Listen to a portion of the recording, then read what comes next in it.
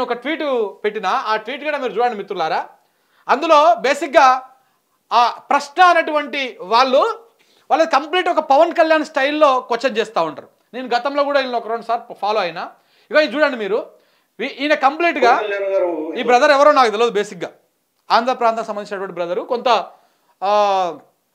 ఉన్నట్టుగా నిక్కచ్చే చెప్పేటువంటి నేను 2-3 వీడియోలు చూసిన. అయితే నిన్న ఈయన ప్రజెంటేషన్ స్టైల్ కూడా పవన్ కళ్యాణ్ ఏ విధంగా అయితే మాట్లాడతాడో, ఏ విధంగా అయితే పవన్ కళ్యాణ్కి ఒక మేనరిజం, ఒక స్టైల్ ఉంటుందో, ఆ మేనరిజం తోటి వీడియోలో చేస్తూ ఉంటాడు. ఆ మేనరిజం తోటి వార్తలు కానీ కొన్ని విషయాలు కానీ లోతుగా విశ్లేషిస్తూ ఉంటాడు. ప్రశ్న అనేటువంటి యూట్యూబ్ ఛానల్ ఉంది వీళ్ళది, ప్రశ్న అనేటువంటి హ్యాండిల్ కూడా ఉంది. రాత్రి ఆ వీడియో చూసిన తర్వాత అర్థమైంది. ఎందుకంటే పవన్ కళ్యాణ్ ఎక్కడ స్టార్ట్ చేసిండు రాజకీయ ప్రస్థానం, ఎక్కడ స్టార్ట్ చేసిండు, ఎక్కడికి తీసుకుపోయిండు. ఎర్ర కండువాతోటి, లెఫ్టిస్ట్ భావజాలాలతోటి, బహుజన సిద్ధాంతాలతోటి నేను రాజకీయాల్లోకి వస్తున్నానని చెప్పినటువంటి పవన్ కళ్యాణ్ గారు ఇవాళ మొత్తం ఆ రెడ్ కాస్త మొత్తం కాషాయం అయిపోయింది. మొత్తం హిందూ భావజాలం, హిందుత్వ ఎజెండాలో నడిపిస్తున్నట్టుగా అనిపిస్తూ ఉంది. నేను హిందుత్వ ఎజెండా ఎత్తుకోవడం తప్పనట్లే, అందరినీ సమానంగా చూడాలి. మనం ఒక గౌరవప్రదమైనటువంటి పొజిషన్లో ఉన్నప్పుడు అన్ని మతాలను, అన్ని కులాలను సామరస్యంగా సమానంగా చూస్తూ మన మతాన్ని, మన కులాన్ని, మన దాన్ని కూడా కాపాడుకోవాల్సినటువంటి బాధ్యత ఉంటుంది. కానీ ఇలా మొత్తానికి ఆయన లైన్ ఎజెండా మారిపోయింది. ఈ వీడియోలో క్లియర్గా ఉంది చూడండి మీరు. చాలా అద్భుతంగా వీడియోలో మాట్లాడాడు ఈ బ్రదర్. ఆయన పేరు కూడా నాకు తెలియదు, బట్ కానీ చాలా అద్భుతంగా మాట్లాడాడు. మీరు ఒకసారి ఆ వీడియో కూడా చూడండి. నేను ట్వీట్ కూడా చేసిన, రాత్రి వేసిన, దాదాపు మిడ్-నైట్ ప్రాంతంలో చూసి వేసిన నేను. అంతే 12:30కి వేసిన. ఏదో ప్రెస్ మీట్ పెట్టారు, ఒక దీక్ష చేసి, ఆ దీక్ష గురించి, ఆ ప్రెస్ మీట్ మనం కూడా వింటా మాట్లాడదాం దాని గురించి సంబంధించి. ఇందులో ఒక దగ్గర పాయింట్ లాగో ఎగ్జాక్ట్లీ మాట్లాడుతున్నట్టున్నా, మీకు తెలుసో తెలీదో మరి. అవును, మీ బేసిక్ పార్టీ సిద్ధాంతాల గురించి మాట్లాడుకుందాం మనం. మీ 7 సిద్ధాంతాలు ఉంటాయి కదా, 7 సిద్ధాంతాల్లో మొదటి 2 సిద్ధాంతాలు, అన్నిటి గురించి మాట్లాడలే కానీ మొదటి 2 సిద్ధాంతాల గురించి మాట్లాడతా. ఫస్ట్ సిద్ధాంతం మీ పార్టీ బేసిక్ ప్రిన్సిపల్స్ లో ఉంటాయి చూడండి. కులాలను కలిపే ఆలోచన విధానం. కులాలను కలిపే ఆలోచన విధానం. కానీ మీరు మాత్రం ఐటీసీ కాకతీయాలో కాపుల మీటింగ్ పెడతారు. కులాలను కలిపే అంటే మీ కులం కలుపుకునే విధానమా? రెండోది, మతాల ప్రస్తావన లేని రాజకీయం. నేను ఎక్కడ దాకా నీ 2 చదివేస్తా, ఆపేస్తా, మళ్ళీ జనాలందరూ చచ్చిపోతారు ఈ మాటలన్నీ వింటే. ఏంటి పవన్ కళ్యాణ్ మాట్లాడిందని? ఏంటది? మతాల ప్రస్తావన లేని రాజకీయం. ఈరోజు ఏం చేశారు పవన్ కళ్యాణ్ గారు? మీరు దీక్ష, మతాల ప్రస్తావన లేని దీక్ష ఇది.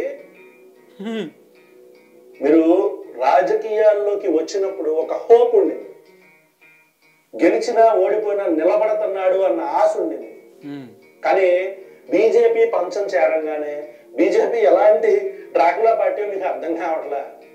ఒక్కసారి ఎన్ని పార్టీలను మింగేసిందో చూసుకోండి, మహారాష్ట్ర దగ్గర నుంచి ఈస్ట్ దాకా. సరే, ఓకే, మీరు ఏం చేసుకుంటే నాకెందుకు కానీ నెక్స్ట్ పాయింట్కి వెళ్దాం.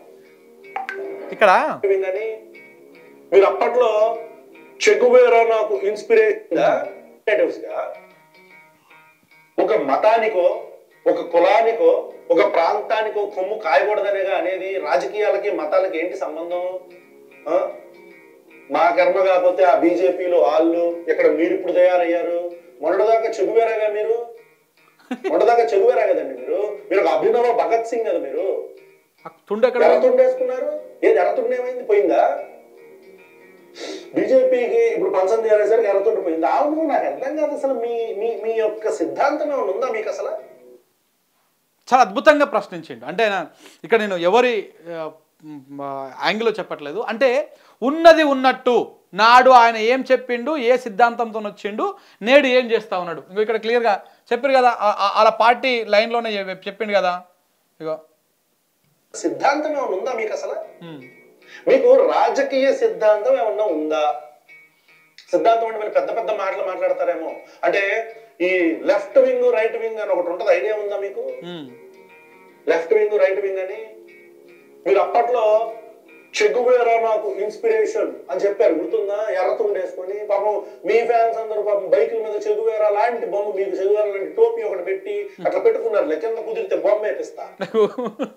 ఇగో ఇలాంటి ఫోటోలు చాలా వాళ్ళ బైక్ల మీద పవన్ కళ్యాణ్ సంబంధించినటువంటి ఫ్యాన్స్ దాంట్లో మీద ఉంటుండే.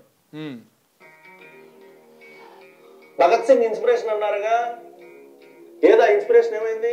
అసలు 2019లో లెఫ్ట్ కూటమితో పొత్తు పెట్టుకున్న మీరు 24 కాదు 20కి వచ్చేసరికి 6 నెలలు కూడా గడవక ముందే ఓడిపోగానే లెఫ్ట్ నుంచి రైట్ కు భలే జంప్ చేశారే. ఇది ఎక్కడ సిద్ధాంతం? ఈ ప్రపంచంలో ఎక్కడైనా లెఫ్ట్ నుంచి రైట్ కి విలీనం అయిపోయే పార్టీలు ఏమైనా ఉన్నాయా? మిక్స్ అయిపోయే పార్టీలు ఏమైనా ఉన్నాయా? పెద్ద పెద్ద మాటలు మాట్లాడుతున్నట్టు మీకు తెలుసో తెలీదో మరి. అవును, మీ బేసిక్ పార్టీ సిద్ధాంతాల గురించి సో కాబట్టి మీరు లెఫ్ట్ నుంచి రైట్కి వచ్చిర్రు అనేటువంటిది ఆ బ్రదరు స్పందించిండు చాలా బాగా. అంటే మీరు మీరు మీరు ఒకసారి ఈ వీడియో మొత్తం చూడండి, 100% మీరు సాటిస్ఫై అవుతారు. ఎందుకంటే ఆయన ఎక్కడికడే ఒక వల్గర్ లాంగ్వేజ్ మాట్లాడలేదు, లేకపోతే అభూత కల్పనలు ఏం చెప్పలేదు. ఉన్నది ఉన్నట్టుగా అప్పుడేంటి ఇప్పుడేంటి ఏం జరుగుతూ ఉంది, ఎందుకు ఈ రకంగా ప్రజలను మొత్తం ప్యానిక్ చేస్తూ ఉన్నారు, ఎందుకు లేనిపోనివన్నీ క్రియేట్ చేసి ప్రజలను మీద రుద్దుతా ఉన్నారు, ఎందుకు ఈ మత రాజకీయాలు అనేటువంటి మాటని చాలా స్పష్టంగా ప్రాపర్గా మాట్లాడిండు ఆయన.